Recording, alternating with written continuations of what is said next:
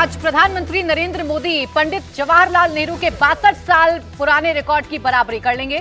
नरेंद्र मोदी आज तीसरी बार लगातार प्रधानमंत्री की शपथ लेने जा रहे हैं। शपथ से पहले इस वक्त नए मंत्रियों से मोदी की मुलाकात चल रही है। पीएम आवास पर पिछले 1 घंटे से चल रही मीटिंग में अमित शाह, जयशंकर, निर्मला सीतारमण, राजनाथ सिंह, नितिन गडकरी, शिवराज सिंह चौहान, सीआर पाटिल, मनसुख मांडविया समेत तमाम बड़े चेहरे मौजूद हैं। एक एक नाम इस वक्त हम इंडिया टीवी पर फ्लैश कर रहे हैं, आप देखते रहिए। पीलीभीत से जीते जितिन प्रसाद को मंत्रिमंडल में शामिल किया जाएगा। राजनाथ सिंह पहले से ही इस साथ लोक कल्याण मार्ग पर मौजूद हैं। पंकज चौधरी का नाम इस वक्त आप देख रहे हैं, कुर्मी समुदाय से ताल्लुक रखते हैं। कास्ट इक्वेशन की अभी थोड़ी देर पहले हम बात कर रहे थे कि कास्ट इक्वेशन को किस तरीके से साधा जाता है जिससे कि जितना नुकसान इस बार हुआ है आगे ना होने पाए, इसलिए इन तथ्यों को भी बड़े बारीकी से इसका आकलन किया जाएगा। तो पंकज चौधरी एक नाम और आपके सामने। उत्तर प्रदेश से बीजेपी के ओबीसी सांसद जयंत चौधरी सहयोगी दल है, एनडीए के साथी हैं। पश्चिमी उत्तर प्रदेश में जाट समुदाय के बीच में अच्छी पकड़ रखते हैं। 2 कैंडिडेट आरएलडी से जीत कर आए हैं। बागपत और बिजनौर सीट जीती है। इन्हें कैबिनेट मंत्री का दर्जा दिया जा सकता है। ये अगला नाम जो आपके सामने रखने जा रहे हैं, अनुप्रिया पटेल, अपना दल सोनेलाल की नेता हैं।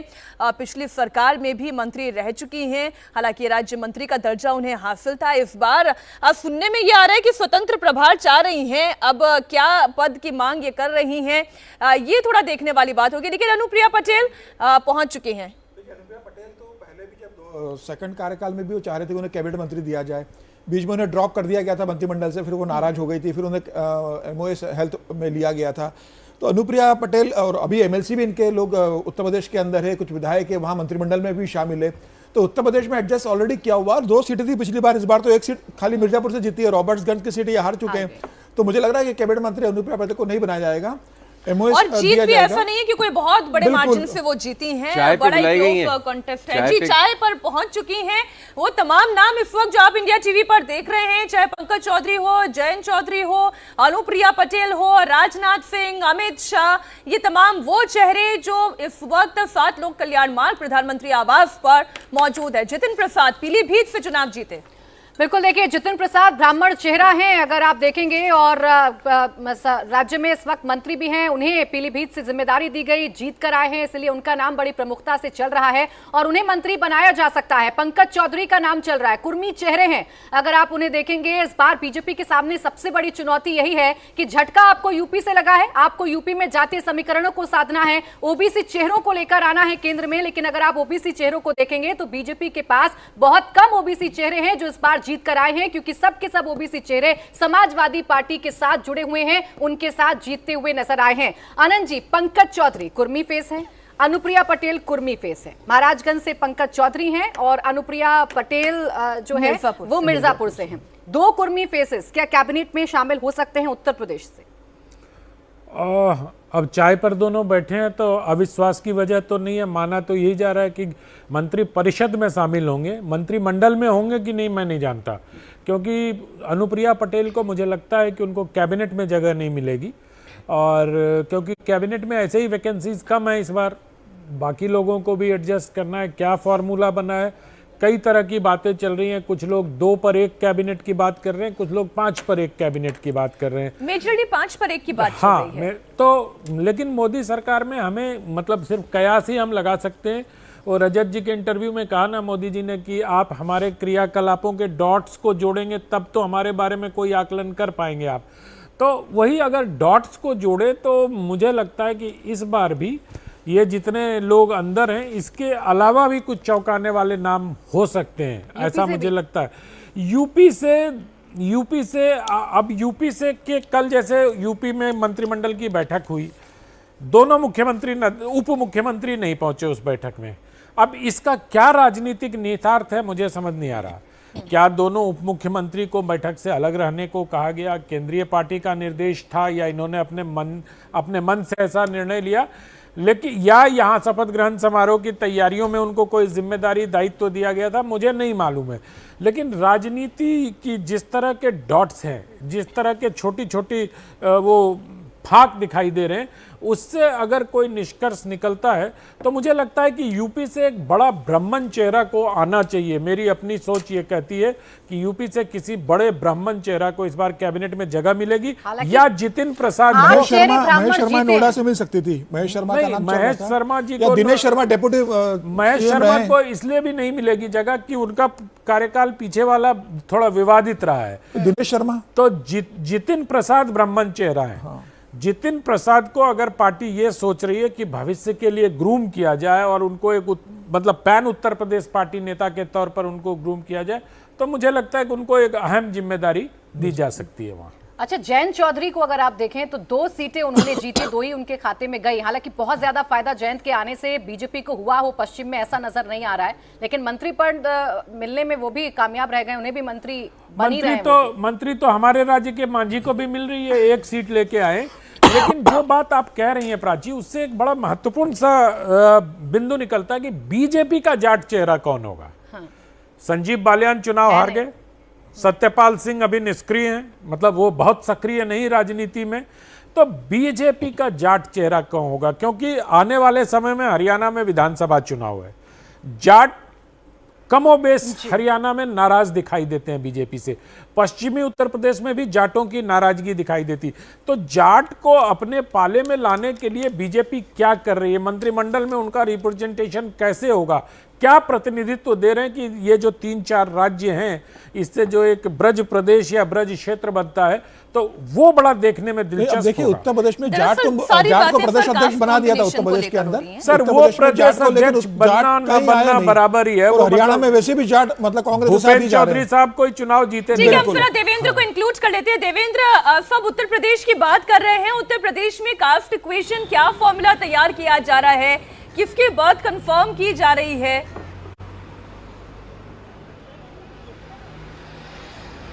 मीनाक्षी, एक चीज़ तो देखिए, क्योंकि ये पहला ही मंत्रिमंडल गठन है तो इसमें बहुत ज़्यादा सीटें वैकेंट अभी रखी जाएंगी और आगे तकरीबन 1 साल बाद फिर से एक्सपेंशन किया जाएगा। और उस चेहरे के सहारे उत्तर प्रदेश की अगर बात करें तो 2027 में जो विधानसभा चुनाव होगा उसमें केंद्र सरकार के उस चेहरे के सहारे अंतिम रूप से जाया जाएगा। अभी जैसे ये उम्मीद की जा रही थी कि आप बीजेपी का भी एक जाट चेहरा जो कि फतेहपुर सीकरी से जीते हैं, राजकुमार चार, शायद वो हो जाएं, लेकिन वो नहीं हैं और सिर्फ जयंत चौधरी जो कि जाट चेहरे के तौर पर हैं इस गठबंधन सरकार में, उन्हें ही मंत्री बनाया जा रहा है। कल रात उन्होंने गृहमंत्री अमित शाह से मुलाकात भी की थी। इसके अलावा जैसा कि 2 नाम आपने जो बताया कि अनुप्रिया पटेल क्योंकि सहयोगी दल की कुर्मी हैं, दूसरी बात वो बनारस मंडल की हैं, गोरखपुर मंडल के हैं पंकज चौधरी, और पिछली सरकार में भी वित्त राज्य मंत्री थे, 7वीं बार इस बार वो चुनाव जीते हुए हैं और अच्छे जनाधार वाले नेता माने जाते हैं। तो उस लिहाज से उनको भी पार्टी ने शामिल किया, क्योंकि आमतौर पर बीजेपी में ये देखा जाता है कि सहयोगी दलों के किसी कास्ट इक्वेशन को साधने के साथ साथ उस कास्ट इक्वेशन को अपने साथ भी रखा जाता है, क्योंकि ऐसा ना हो कि गठबंधन के बारे में हम सभी जानते हैं कि कब साथ रहेगा कब विलगा हो जाएगा, कुछ पता नहीं होता। तो उस लिहाज से ये कोशिश की जाती है, लेकिन जाटों के मामले में अभी ऐसा होता नज़र नहीं आ रहा है। देखना होगा कि मंत्रिमंडल का जो अंतिम स्वरूप आता है उसमें क्या राजस्थान से जाट चेहरे को शामिल किया जा रहा है। भगीरथ चौधरी क्योंकि ऑलरेडी अंदर वो गए हैं तो माना जा सकता है कि भगीरथ चौधरी तो मंत्री होंगे ही। जी, मैं ये पूछूं देवेंद्र, अगर मैं एक एक करके जाति की बात कर लूं तो ब्राह्मण समाज से कौन सा चेहरा? खबर देवेंद्र के पास है। हाँ देवेंद्र, पहली बात तो आपको ये बता दूं कि जो अंदर प्रधानमंत्री के साथ मंत्री के शपथ जो लोग लेने वाले हैं, जो सांसद, उनकी बैठक खत्म हो गई है और ऐसे में प्रधानमंत्री नरेंद्र मोदी ने जो एक संदेश दिया है उस संदेश को लेने के बाद यहाँ से अब ये लोग निकल चुके हैं और अब से थोड़ी देर के अंदर उम्मीद जताई जा सकती है कि हमारे पास वो तस्वीरें होंगी और उन तस्वीरों को देखकर हम लोग सीधे तौर पे ये बता सकते हैं कि यहाँ कौन कौन से लोग मंत्रिमंडल में इन हैं और जो चेहरे मिसिंग हैं उसके बाद भी कंफर्मेशन के तौर पे तभी बताया जा सकता है। फिलहाल ये बैठक खत्म हो गई है, लगभग 11:30 बजे के आसपास से ये बैठक शुरू हुई थी और अभी 12:39 हो रहा है, यानी कि लगभग 1 घंटे ये बैठक चली है जिसमें प्रधानमंत्री नरेंद्र मोदी का संदेश भी रहा है और चाय पे ये चर्चा हुई है। जी मीनाक्षी, ठीक है। देखिए उत्तर प्रदेश की हम बात कर रहे हैं देवेंद्र, तो उत्तर प्रदेश में अभी जो चेहरे हमें नजर आ रहे हैं उसमें ओबीसी चेहरा नजर आ रहा है, उसमें हमें ठाकुर चेहरा नजर आ रहा है, उसमें हमें ब्राह्मण चेहरा भी नजर आ रहा है। लेकिन अगर हम दलितों की बात करें तो उन्हें किस तरीके से उत्तर प्रदेश में साधने की कोशिश की जा रही है इस मंत्रिमंडल के लिहाज से?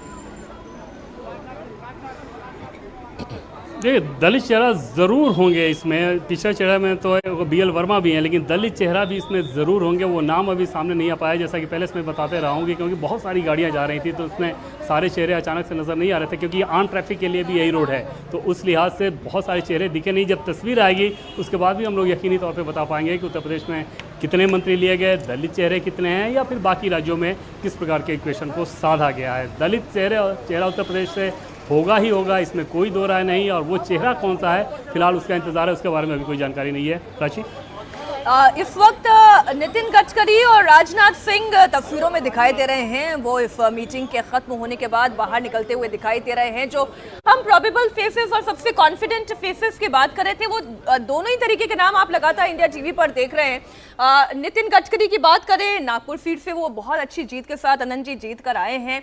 बहुत ही कद्दावर नेता हैं और जो पोर्टफोलियो अभी तक वो संभालते आ रहे थे, जबरदस्त परफॉर्मेंस उस क्षेत्र में हुआ है। आप उम्मीद कर रहे हैं कि वही पोर्टफोलियो रहेगा? अब ये तो प्रधानमंत्री का विशेषाधिकार है, लेकिन जिस तरह का परफॉर्मेंस है, उम्मीद तो हम जता ही हाँ, सकते हैं। वही मैं कह रहा हूँ, आपकी उम्मीदों पर ही आ रहा हूँ मैं। जिस प्रकार से मैं तो बहुत यात्रा करता हूँ और सड़क मार्ग से ज़्यादा करता हूँ, तो मतलब बिहार की सड़कें भी इतनी अच्छी हो गई हैं कि ऐसा लगता है कि जो सपना लालू यादव ने देखा था बिहार की सड़कों को हेमा मालिनी की गाल की तरह बनाने का, वो गडकरी जी ने पूरा किया बिहार की जनता के लिए। तो और उनका परफॉर्मेंस यहाँ से नहीं, महाराष्ट्र से लेके रोड वाले मामले में बहुत अच्छा है। तो मुझे लगता है कि उनको वही दिया जाएगा, क्योंकि एलिवेट करने का जैसा ये बताया जा रहा है कि CCS में जो डिपार्टमेंट्स है उसमें बहुत ज़्यादा जगह है भी नहीं, और इंफ्रास्ट्रक्चरल डेवलपमेंट आने वाली सरकार की, पिछली सरकार की भी प्राथमिकता पर था और आने वाली सरकार की भी प्राथमिकता पर रहेगा। तो मुझे लगता है कि इनके और हरदीप सिंह पुरी दोनों के विभाग में परिवर्तन शायद ही संभव है। ये जो इंटरचेंज की बात कर रहे हैं हम समीर जी, CCS की बात करें तो हमें जो 4 चेहरे बड़े नजर आ रहे हैं, इसमें कोई इंटरचेंज आपको नजर आ रहा है? विभागों का हो सकता है कोई? नहीं, मुझे नहीं लगता कि बहुत ज़्यादा परिवर्तन होगा। अमित शाह मुझे लगता है कि गृह मंत्री के रूप में कंटिन्यू करेंगे। निर्मला सीतारमण वित्त मंत्री के रूप में कंटिन्यू कर सकती है। हो सकता है निर्मला सीतारमण का बदला जाए, जिसकी बहुत ज़्यादा चर्चा हो रही थी। चर्चा ये भी थी कि निर्मला सीतारमण को मंत्रिमंडल में नहीं लिया जाएगा। अब बुलाया है तो क्या निर्मला सीतारमण CCS का हिस्सा रहेगी, ये देखना एक दिलचस्प होगा।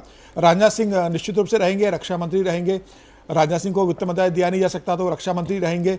जयशंकर सर्वविदित है कि वो विदेश मंत्री बने रहेंगे, जिस हिसाब से उनका परफॉर्मेंस रहा है। तो मुझे लग रहा है कि जो तलवार लटकी हुई है अभी CCS में, सिर्फ निर्मला सीतारमण एक नाम जिस पर लग रहा है कि शायद उसमें अगर कुछ बदलाव हो सकता है। बाकी ये है कि भारतीय जनता पार्टी के पास रहेंगे, और हो सकता है कि निर्मला सीतारमण को प्रधानमंत्री मोदी कंटिन्यू कर दे, ये भी हो सकता है। ये तो देवेंद्र बता सकते हैं। देवेंद्र, जैसे हम शॉर्ट कुछ चेहरों की बात कर रहे हैं, निर्मला सीतारमण रक्षा मंत्रालय का भी वो प्रभार संभाल चुकी हैं और पिछले टेन्योर में वित्त मंत्रालय का प्रभार वो संभाल रही थी। किसी तरीके का कोई बदलाव हो सकता है? देखिए, इसके बारे में कोई बहुत ज़्यादा अटकलबाजी की ज़रूरत नहीं है। समझा जा सकता है कि CCS का फैसला प्रधानमंत्री नरेंद्र मोदी सीधे करेंगे। उनको उसमें किसी भी अन्य नेता से सलाह मशविरा की ज़रूरत नहीं। बाकी नामों को अगर बात करें तो अलग अलग संगठन के लोगों से बातचीत करनी होती है, प्रदेश अध्यक्षों से या राज्यों के मुख्यमंत्री से बातचीत करनी होती है, तो उसमें कुछ जानकारियाँ सामने आ जाती हैं। लेकिन CCS के मामले में तो सीधे प्रधानमंत्री नरेंद्र मोदी के लेवल पर फैसला होगा और उस फैसले का इंतजार ही करना होगा। जहाँ तक उसमें उसकी प्रकृति में किसी प्रकार के बदलाव की गुंजाइश है, वो गुंजाइश बिल्कुल नहीं है, और प्रकृति उसकी वैसी ही रहेगी जैसी कि पिछली बार थी। ठीक है, गठबंधन की सरकार है, फिर जो तमाम सहयोगी हैं उनका भी दबाव है, प्रेशर पॉलिटिक्स के जरिए अपने अपने चेहरों को इंक्लूड करवाने की कोशिश की जा रही है। लेकिन संजीव जी, जो शॉर्ट हमें नजर आ रहा है वो ये कि 4 बड़े चेहरे तो रिपीट हो रहे हैं और कोई बदलाव उनके पोर्टफोलियो में होगा, ऐसा भी कुछ नजर नहीं आ रहा है। देखिए, क्योंकि निर्मला सीतारमण की सबसे ज़्यादा बात चल रही थी पिछले 2-4 मिनट से, तो उनको बदला जाना इस समय, आगे जाए कुछ हो जाए मालूम नहीं, लेकिन इस समय सबसे मुझे मुश्किल बात लगती है। क्योंकि देखिए, इस सरकार के सामने पहली चुनौती बजट पेश करना है, और ये बजट बहुत महत्वपूर्ण है क्योंकि इस बजट में सरकार को TDP और JDU को भी मद्देनज़र रखना पड़ेगा। कितना पैकेज, फिर कुछ ऐसी चीज़ें होंगी जिसकी वजह से बजटरी एक्साइज ऊपर नीचे होगी। जैसे अब हरियाणा में चुनाव हैं और इतना विरोध देखा चुनाव के दौरान ज़मीन पे अग्निवीर स्कीम का, क्या उस पर कुछ रोल बैक होता है, कुछ चेंज होता है, तो फिर उसके लिए पैसों का प्रावधान अलग से करना कि अगर पुरानी मतलब कुछ भी फेरबदल करते हैं तो उस समय फाइनेंस में, क्योंकि अगले 1-1.5 महीने में ही बजट आना है, तो मेरे ख्याल से सरकार की मंशा ये रहेगी कि फाइनेंस में कंटिन्यूटी रहे और एकदम से, क्योंकि आफ्टर ऑल निर्मला सीतारमन वित्त मंत्री थी, she has her hands on the deck as they say, तो वो बजट तक इस साल मुझे नहीं लगता कि कोई चेंज शायद हो, क्योंकि पहली प्राथमिकता ही वो है। जी